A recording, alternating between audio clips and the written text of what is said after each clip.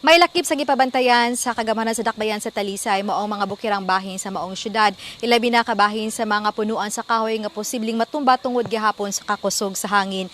May salaing balita labyog ta sa lungsod sa Milanilla din usa ka cargo vessel ang nasangad kagahapon diha sa baybayon sa barangay Kalahuan sa maong lungsod.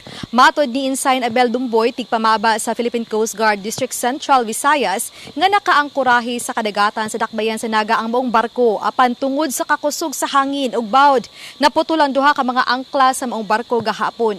Hinungdan nga gianod kini paingon sa kadagatan sa lungsod sa Milanilla. Ang cargo vessel nga LCT Golden Belia nahimutang sa gilayon nga mga usa ka gatos ka metros gikan sa baybayon sa sitio Noa, Barangay Kalahuan.